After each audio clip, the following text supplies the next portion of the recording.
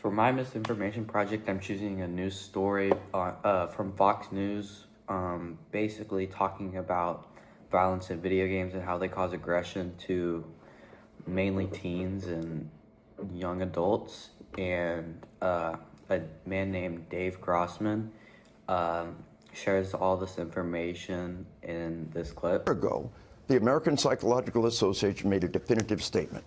There is a clear, unequivocal link between violent video games, violent behavior. Their blood pressure goes up, their heart rate goes up, violent actions go up. The data is persistent and clear across many different forms. You cannot deny it.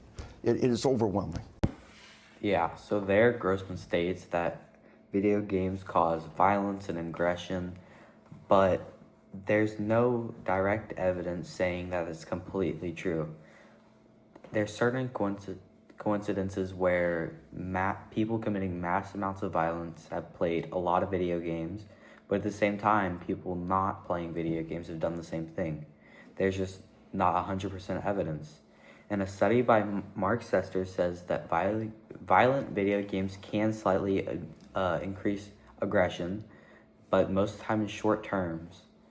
But non-violent video games can do the exact opposite.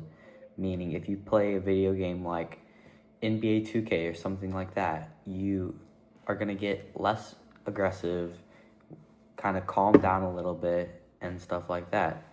And then in a study by Yusuf Hansen, she discusses behavior over time, and after a long period of time, meaning a day or two, the aggression goes down. I mean, there's no aggression after the game stops. Yes, there might be a little bit of aggression playing it because our competitive nature wants us to be best at everything. And if we're not good at something, we're going to get slightly aggravated, slightly mad.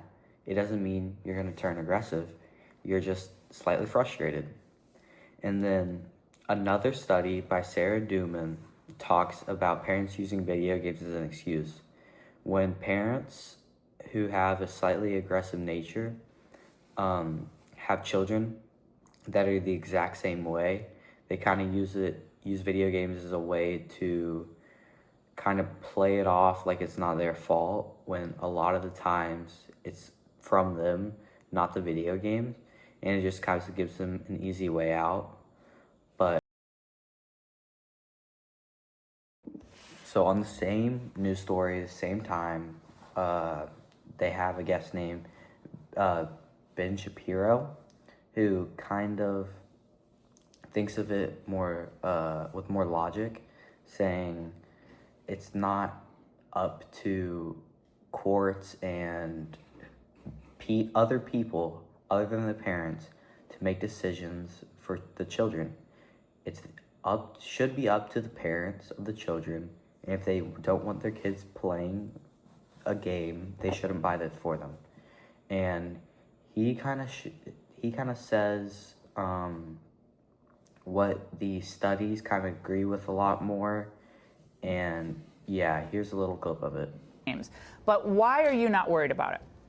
Well, I mean, I'm not supremely worried about it just because the consumption of these violent video games has been going up continuously since the early 90s, and yet youth violence has been going down since the early 90s. The correlation actually doesn't fit. As far as individual instances, I mean, you can find patterns in very sporadic instances among virtually all data sets, but there's some pretty mixed data about this. It's true that the American Psychological Association recommends that parents not allow their kids to play these games. I wouldn't let my kids play these games because I think they're immoral, frankly, but that should really be up to parents. I'm not sure the government should be in the business of stepping in. In 2011, Justice Scalia, in a majority decision 5-4, found that it was actually unconstitutional for the state of California to regulate the capacity of parents to be able to get these video games for their kids. Yeah, he makes a point that's very important there, that whenever violent video games really started picking up in the 90s, that overall children violence has gone down, and that's a very big point.